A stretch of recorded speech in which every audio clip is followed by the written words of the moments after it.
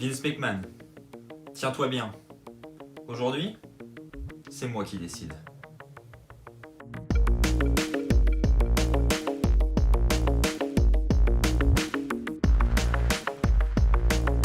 Bonjour à toutes et à tous, on se retrouve aujourd'hui pour une nouvelle vidéo et au travers de cette vidéo, c'est une idée qui m'a été suggérée par un abonné.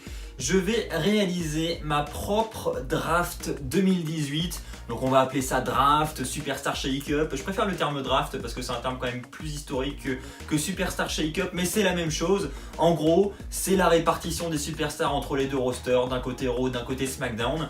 Vous savez qu'il y a un petit peu de changement tous les ans, il y en a qui partent vers SmackDown, d'autres qui partent vers Raw, qui s'échangent mutuellement, et donc au travers de cette vidéo, je vais prendre moi-même les décisions et je vais moi-même échanger les superstars que je veux voir changer.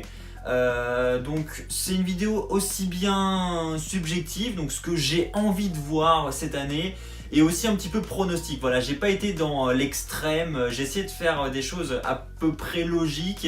Vous pourrez évidemment vous aussi proposer votre draft dans les commentaires, ça va être intéressant. Donc moi j'en ai choisi 10, voilà, 10 superstars. Et puis voilà, c'est parti, on commence avec la première superstar draftée, c'est parti.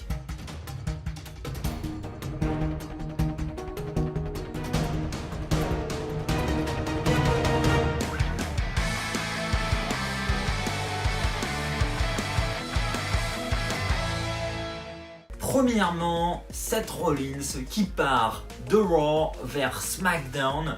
Alors c'est déjà un grand nom que je vous annonce maintenant pour ce premier choix, c'est vrai. Mais je pense justement qu'il y a vraiment besoin de changement du côté du main event, aussi bien du show bleu que du show rouge. Je trouve que ça tourne assez en rond depuis plusieurs mois, qu'il n'y a pas vraiment de superstars qui peuvent prétendent au titre du côté de SmackDown, pareil du côté de Raw, donc c'est vraiment délicat, et je pense que du côté de Raw ça va être délicat tout au long de l'année d'ailleurs, parce que j'ai moi-même pas trouvé de nom à SmackDown qu'on pouvait drafter pour mettre face à Roman Reigns, ou voilà, qui était en capacité de challenger Roman Reigns pour le titre universel. Donc c'est vraiment compliqué, mais restons d'abord du côté de SmackDown, et mon choix pour Rollins justement, c'est vraiment de l'envoyer à SmackDown pour aller vers le titre de la WWE. Je doute qu'il reste à Raw, parce que déjà il est resté une bonne période à Raw, et je pense qu'avoir un Rollins dans le main event à SmackDown, ça offrirait un peu de changement, aussi bien pour Rollins et aussi bien pour le show bleu. Donc ça serait vraiment cool, j'ai vraiment envie de voir ça. Un Rollins Nakamura, parce que je pense que Nakamura, en fait je m'avance pas, j'en ai aucune idée, je sais pas si Nakamura Je ne sais pas si Nakamura va remporter le titre à WrestleMania ou si AJ Styles va conserver, mais une chose est sûre, un Rollins Nakamura ou un Rollins Styles, ça a quand même de la gueule. Donc je pense qu'un Rollins vraiment dans le main event de SmackDown, c'est fort probable, et je pense que actuellement, il n'y a pas de meilleure idée que d'envoyer Rollins dans le show bleu.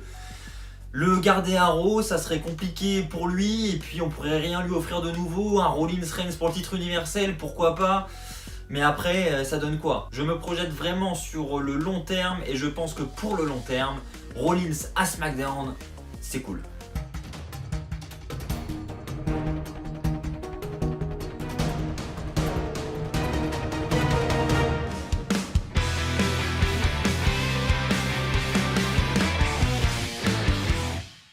On va partir du côté des équipes maintenant avec les Usos que je veux envoyer absolument à Raw. Alors là, pour moi, c'est vraiment une nécessité parce que les équipes, aussi bien à Raw que à SmackDown, c'est très compliqué. En fait, c'est un peu partout que c'est compliqué dans les deux shows. C'est là qu'on voit que la draft se fait quand même attendre. La division féminine, c'est un peu pareil. Donc pour revenir à la division par équipe, les Usos, ils ont déjà prouvé énormément de choses à SmackDown. Ils sont encore champions d'ailleurs. Je pense qu'ils ont possibilité de perdre les titres à WrestleMania, donc c'est pour ça que je veux les envoyer à Raw juste après. Parce que voilà, il faut pas qu'ils aient un énième rematch, qu'ils tournent encore auprès des titres de SmackDown. Ça serait vraiment trop redondant, donc il faut vraiment passer à autre chose. Et puis s'ils doivent challenger une nouvelle fois une équipe pour les titres par équipe, et qu'ils aillent le faire à Raw pour affronter de nouvelles équipes, pour nous offrir des matchs inédits, ou du moins nouveaux, plus frais que un Usos New Day qu'on a eu plusieurs fois cette année, donc l'année dernière plutôt. Donc voilà, je veux vraiment des choses nouvelles du côté des tag teams, et je pense que les Usos du côté de Raw, c'est vraiment une chose à faire.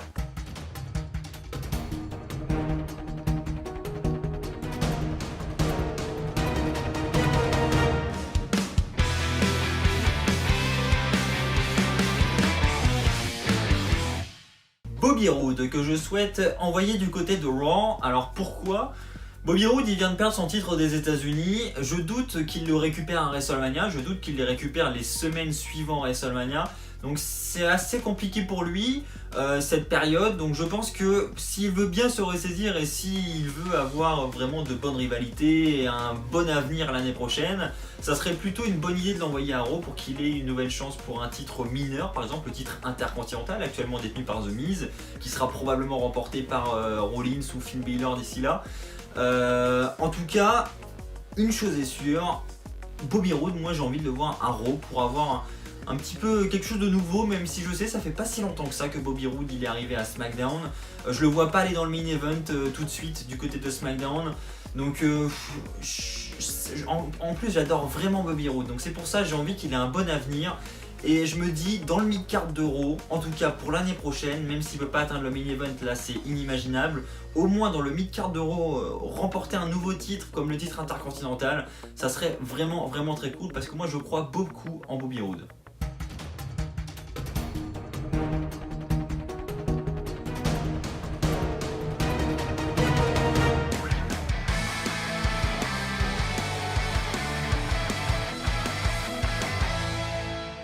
Maintenant, nous allons parler d'un cas un petit peu désespéré, à savoir notre ami Bray Wyatt. Vous le savez, Bray Wyatt, c'est très compliqué. Ce qui est bien avec lui, c'est qu'il enchaîne les rivalités. Ce qui est moins bien, c'est qu'il les perd toutes. C'est autre chose, mais au moins il en a, lui. Donc, j'ai envie quand même que Bray Wyatt, en plus d'avoir des rivalités, il puisse en avoir des bonnes qui le mettent en avant et où il peut potentiellement remporter les rivalités. Et je pense que du côté de Raw, c'est encore plus compliqué que du côté de SmackDown. C'est pour ça, j'ai envie d'y croire, j'ai envie de me dire, ok Wyatt, faut que t'ailles à SmackDown, t'as moyen de construire des bonnes rivalités, t'as moyen de peut-être devenir champion mineur, de redevenir champion de la WWE, pourquoi pas, même si ce sera probablement très long parce qu'il va falloir reconstruire un Wyatt qui sera crédible en tant que challenger pour un titre mondial. Avec ce qu'on a eu ces derniers temps, ça risque d'être assez compliqué. Mais je continue de croire en Wyatt, c'est une superstar qui a beaucoup de talent, qui malheureusement est mal exploitée, je trouve en tout cas personnellement. Donc, mais il faut pas lâcher Wyatt, je pense qu'il y a vraiment moyen de faire quelque chose avec lui. Justement avec cette draft, ils vont avoir la possibilité de lui offrir une deuxième chance.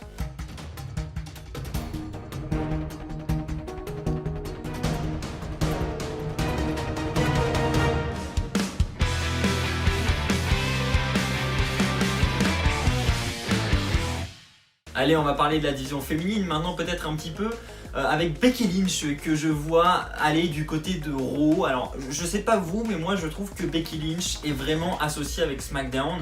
Voilà, moi quand je pense à Becky Lynch, je pense au show bleu directement et ça ferait justement du changement de voir Becky Lynch aller du côté de Raw, non seulement pour changer un petit peu cette image et pour s'offrir pour l'associer à un nouveau show, voilà, déjà ça fait du changement, c'est déjà cool. Et en plus, pour lui offrir potentiellement un match de championnat pour le titre de Raw, ça permettrait notamment de la confronter à de nouvelles superstars qu'elle n'a jamais affrontées. Par exemple Asuka, voilà, on pourrait avoir un face-à-face. Sans parler de l'issue du combat, parce qu'on sait qu'il y a la streak de Asuka et que la personne qui va la battre, ça va être très compliqué, ce sera peut-être dans très longtemps. Donc voilà, peut-être que Becky Lynch n'a aucune chance, j'en sais rien. Mais au moins ça nous ferait un combat inédit.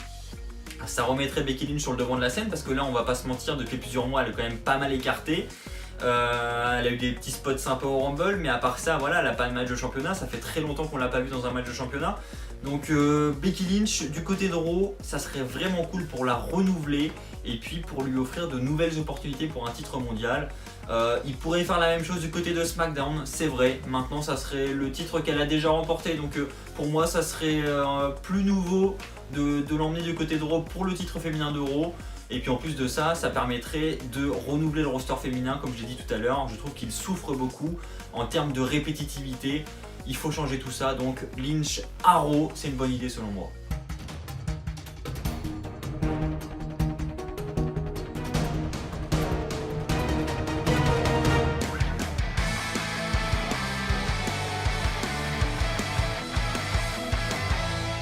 Et oui, je me devais d'intégrer une superstar NXT dans ce classement et j'ai tout de suite pensé à Drew McIntyre. Alors, retour aux sources pour Drew McIntyre.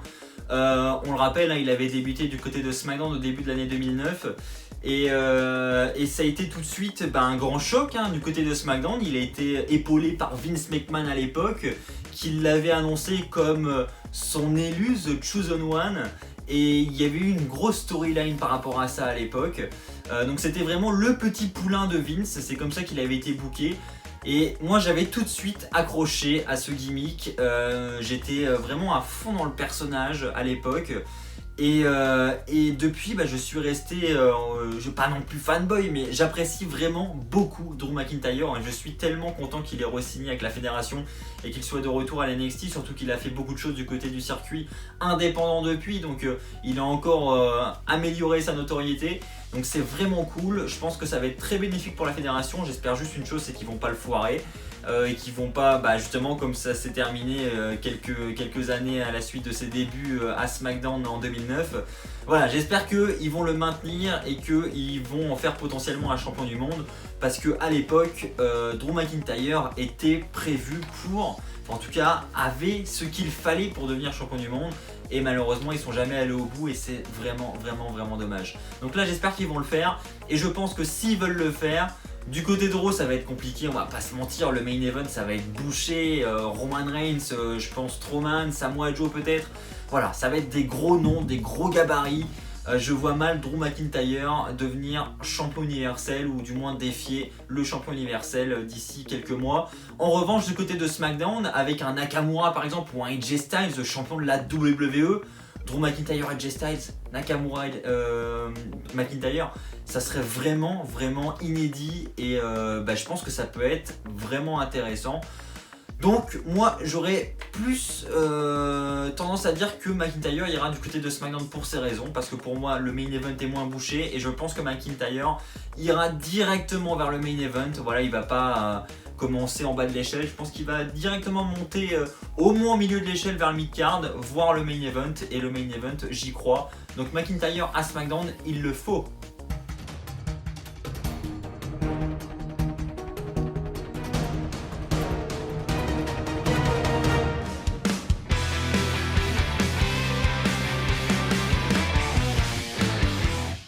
On va maintenant s'intéresser à Daniel Bryan. Daniel Bryan qui a annoncé du moins pour l'instant son retour dans les rings de la WWE. Il a le feu vert des médecins, il a fait un speech vraiment très émouvant. Il va revenir, il aura probablement un combat à WrestleMania 34. À l'heure où je tourne cette vidéo, ce n'est pas encore annoncé, mais on se doute un petit peu du match tag team qui approche. Daniel Bryan est toujours General Manager de SmackDown, mais je pense que justement ils vont profiter de ce shake-up pour dissocier Bryan de ce poste de JM.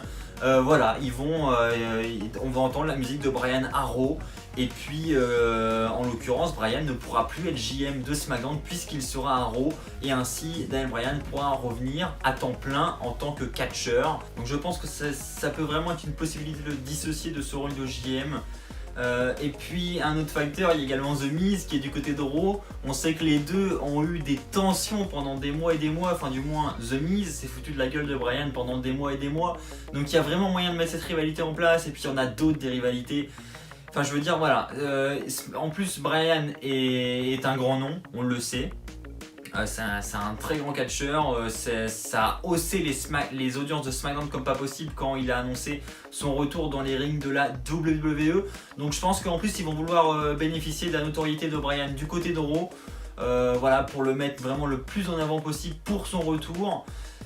Et voilà pour mes arguments pour pourquoi mettre Bryan à Raw. N'hésitez pas à me dire dans les commentaires si vous êtes d'accord avec ça, ou si vous garderiez Daniel Bryan du côté de SmackDown.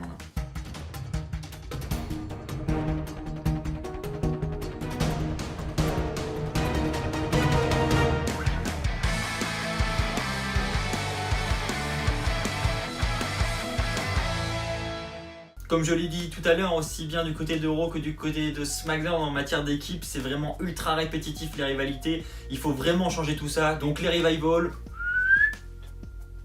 à SmackDown.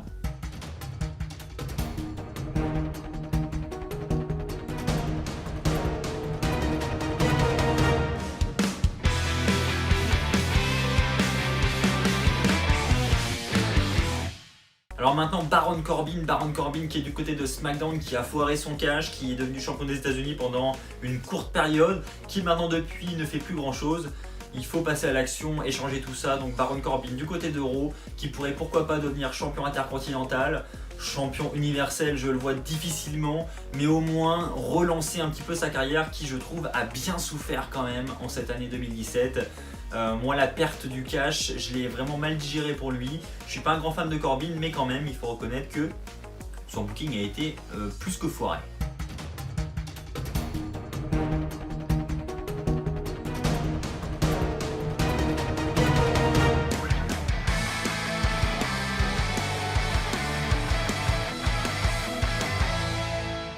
Et pour terminer, Sasha Banks qui est du côté de Raw actuellement, et c'est un petit peu comme Becky Lynch. Autant Becky Lynch je l'associe beaucoup au show bleu SmackDown parce qu'elle n'a été que ici depuis le début. Sasha Banks c'est l'inverse, pour moi je l'associe au show rouge parce qu'elle est là depuis le début.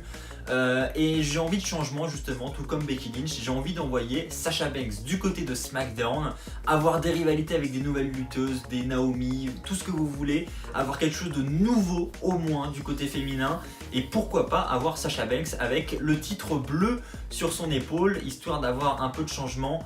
Surtout que du côté de Raw, ses règnes malheureusement ont été assez courts à chaque fois, elle n'a pas eu vraiment de réelles chances de prouver ce dont elle était capable. Donc Sasha Banks, championne du côté de SmackDown avec des nouvelles rivalités et tout, franchement ça peut vraiment être top, au moins on aurait du nouveau, et c'est vraiment ce que je demande de manière générale à la WWE pour cette année 2018. Voilà, j'ai terminé mon petit shake-up, j'espère que ça vous aura plu. Si c'est le cas, n'hésitez pas à lâcher un pouce bleu. N'oubliez pas de lâcher dans les commentaires votre propre Superstar Shake-up parce que ça m'intéresse. Je vais regarder toutes les idées que vous allez proposer. On se retrouve très vite pour de nouvelles vidéos, très vite pour l'aventure en WrestleMania. Promis, je vous fais vivre tout ça en vidéo très vite. D'ici là, portez-vous bien et comme d'habitude, n'oubliez pas, soyez toujours très fiers d'être fan de catch. Allez, bye tout le monde!